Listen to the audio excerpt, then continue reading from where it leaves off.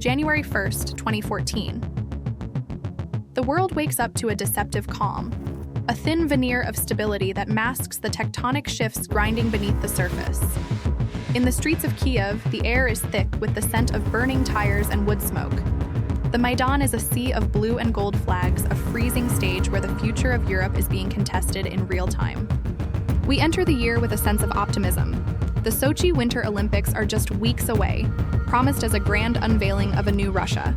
But the atmosphere is heavy, charged with a static electricity that suggests the post-Cold War order is about to snap. There is a mechanical hum to 2014, the sound of drones, the whir of social media feeds, and the silent data mining of a world that has fully moved its life into the cloud. Before the first quarter ends, the disappearance of Flight MH370 will haunt the collective consciousness, a ghost in the machine that proves, even in our hyper-connected era, the vastness of the ocean can still swallow us whole. The hook is set. 2014 is the year the end of history officially ends. It is the moment the map begins to bleed, and the digital frontier becomes a battlefield. We are standing at the threshold of a year that will witness the return of territory wars, the birth of a digital caliphate, and a global health scare that will force us to reckon with our own biological fragility. The air is cold, the stakes are absolute, and the peace is over. The global baseline of 2014 is defined by a paradoxical friction of progress. We are living in the peak of the unicorn era.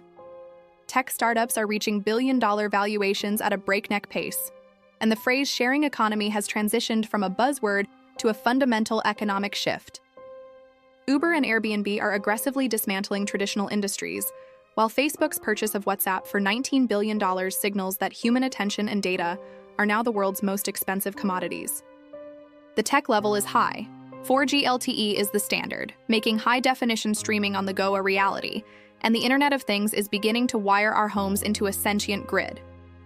Economically, the recovery from 2008 is uneven and fragile. While the Dow Jones hits record highs, the real economy feels stagnant for many. Inflation is low in the West, but the cultural mood is one of growing cynicism. We are 3 years into the post-Arab Spring era, and the hope of that movement has curdled into the bitter reality of civil wars and authoritarian retrenchment. People are distracted by their smartphones, yet deeply anxious about their privacy in the wake of the previous year's Snowden revelations. The state of the union for the planet is a fractured connectivity. We are more linked than ever, yet we are retreating into digital echo chambers. The geopolitical mood is cynical realism. The West is weary of foreign interventions, while emerging powers like China and Russia are testing the limits of international law. The climate is also sounding the alarm. 2014 will eventually be named the hottest year on record up to that point, a title it will hold for only a brief moment as the warming trend accelerates. We are a civilization moving at 100 megabits per second, yet our political and social structures are struggling to keep up with the sheer speed of change. The spark that incinerates the post-Cold War peace occurs in the shadows of the Black Sea, February 2014. As the Sochi Olympics conclude, the little green men, unmarked Russian soldiers, begin to seize control of the Crimean Peninsula. This is the moment the trajectory of the 21st century changes. The annexation of Crimea is not just a territorial grab, it is a fundamental challenge to the sanctity of borders in Europe.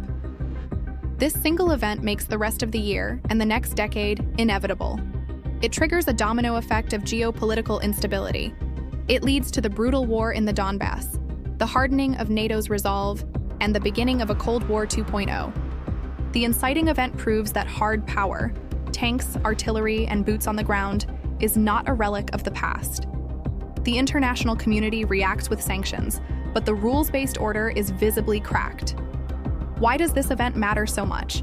Because it shatters the illusion that Europe is done with war. It forces a massive realignment of energy markets and defense spending. The shockwaves from Crimea lead directly to the tragedy of Flight MH17 in July, where a civilian airliner is blown out of the sky by a surface-to-air missile, killing 298 people and bringing the horror of the conflict into the living rooms of the Netherlands and Malaysia. This is the spark. It is the moment the West realizes that the end of history was merely a timeout.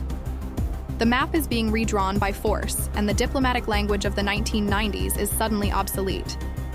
The world is no longer a global village.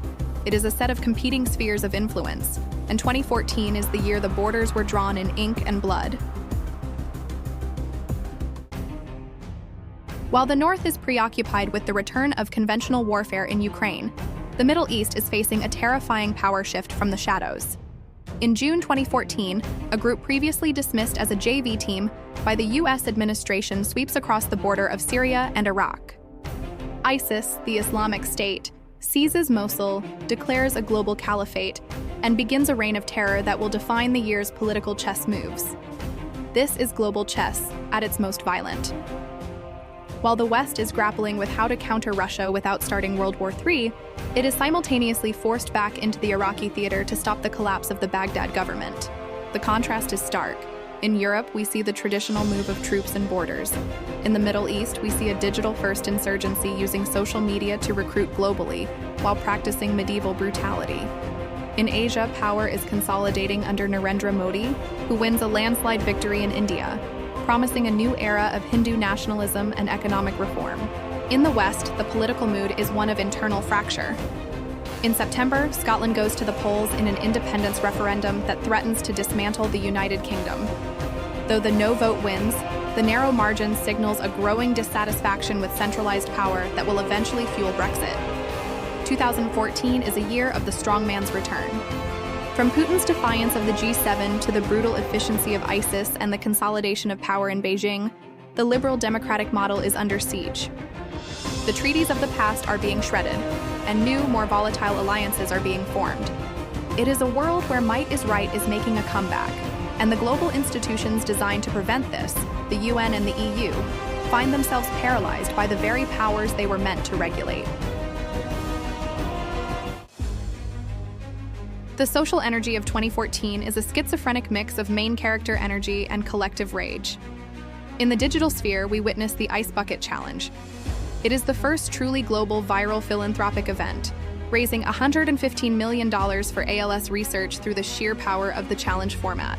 We are a society obsessed with the viral, from the selfie at the Oscars that breaks Twitter to the Pharrell Williams happy dance videos popping up in every city on Earth. We are desperate for connection, for light, and for main character statues in our own feeds. But the voice of the people is also screaming in the streets. In August, the death of Michael Brown in Ferguson, Missouri, ignites a firestorm of protest that gives birth to the Black Lives Matter movement as a national force. The average person is no longer just watching the news. They are filming it on their iPhones, documenting the militarization of police in suburban America. Pop culture meets protest as the Hunger Games three-finger salute is adopted by pro-democracy activists in Thailand. Culturally, we are in the era of peak TV. True Detective and Orange is the New Black are redefining how we consume narrative, while Frozen continues its icy grip on the world's children. We are the generation of binge-watching, retreating into curated fictional worlds to escape the deepening polarization of reality. Socially, 2014 is the year the feed becomes our primary reality. We interact with the world through the lens of identity politics and viral trends. How did the average person interact with the world? Through a 5-inch screen that promised them they were the center of the universe, even as the global order was collapsing around them. From the loom band craze to the rise of normcore fashion, we are trying to find meaning in the mundane while the sirens of the real world grow louder. By the autumn of 2014, the pressure cooker begins to whistle. The problems established in the winter are now compounding into a global red line crisis. The conflict in Ukraine escalates as a civilian airliner, MH17, is disintegrated at 33,000 feet, proving that regional wars in the 21st century have no safe zones. Simultaneously, the environmental pressure reaches a breaking point as the worst Ebola outbreak in history ravages West Africa. It is a biological escalation that exposes the total inadequacy of global health infrastructure. The momentum is building toward a sense of systemic failure. In the Middle East, ISIS begins releasing high-definition videos of beheadings, a psychological escalation designed to draw the West back into a holy war. The pressure is building at the borders of Europe as the first significant waves of refugees begin to flee the Syrian charnel house, a movement of people that will soon become a flood. In the United States, the social pressure reaches a boiling point as a grand jury fails to indict the officer in the Ferguson case, leading to riots that signal a fundamental break in the social contract. The economy is also under pressure as oil prices begin a historic collapse, falling from $100 a barrel to under $50 by the end of the year. This economic shock destabilizes petrostates from Russia to Venezuela, adding more fuel to the geopolitical fire. We are witnessing a compound crisis. War, plague, civil unrest, and economic volatility are all hitting the red line simultaneously. The world feels like it is accelerating toward a cliff, and the brakes are nowhere to be found. The escalation is not just in the news, it is in the air. We are living through the great unraveling. In the shadow of the unraveling, the highs of 2014 represent the absolute peak of human capability. This is the year we landed on a moving mountain in deep space, November 12, 2014. The Rosetta mission's Philae lander touches down on Comet 67P. After a 10-year chase across the solar system, we are literally hitching a ride on a remnant of the solar system's birth. It is a scientific breakthrough of the highest order, a reminder that while we are fighting over dirt on Earth, we are capable of reaching the stars. But the winds are also biological. In 2014, the first baby is born to a woman with a womb transplant, a medical miracle that rewrites the limits of human reproduction. We are also seeing the technological leap of the private space race as SpaceX continues to iterate toward reusability. In the world of human achievement, 2014 sees the Nobel Peace Prize awarded to Malala Yousafzai, the youngest ever recipient. Her triumph is a symbol of the power of education over the darkness of extremism. In sports, 2014 gives us the absolute high of the FIFA World Cup in Brazil. Germany's 7-1 demolition of the host nation is a masterclass in teamwork and efficiency, culminating in a fourth world title that feels like the crowning achievement of a generation. We see human resilience in the Sochi Winter Paralympics, where athletes redefine the limits of the body. Technologically, the win is in our pockets. Apple announces the Apple Watch, signaling the transition from mobile computing to wearable computing. We are becoming cyborgs by increments. Even the environmental high is found in the mobilization of the People's Climate March, where 400,000 people take to the streets of New York, proving that the species is finally waking up to the red line threat. These highs are the proof that our potential is limitless. We can touch comets, we can transplant life, and we can mobilize millions for the planet. 2014 is the year we proved that the species is still capable of greatness, even when the system is failing. The ledger of loss in 2014 is a heavy, dark record of diplomatic failure and human cost. The most emotional part of the year is the Ebola Pandemic. Over 11,000 people die in West Africa, families torn apart by a biological disaster that turned the simple act of a funeral into a death sentence. We see the cost of war in Gaza, where the 50-day conflict leaves over 2,000 dead, most of them civilians, and a landscape of pancake-collapsed buildings that will haunt the region for decades. The ledger includes the 298 souls of MH17, fallen from the sky over a field of sunflowers, their lives sacrificed to a proxy war they had no part in. We mourn the mass kidnapping of 276 schoolgirls in Chibok, Nigeria, by Boko Haram, a failure of security that led to the Bring Back Our Girls campaign, a digital outcry that could not bring them home. We lose the icons of human spirit. The death of Robin Williams by suicide in August is a cultural shock that forces a global conversation on mental health, proving that even those who give the world the most joy can be consumed by the darkness. We say goodbye to the literary giant Maya Angelou and the cinematic visionary Mike Nichols. The lows are also natural disasters. The Ludian earthquake in China and the landslides in Afghanistan claim thousands of lives, proving that for much of the world, safety is an illusion.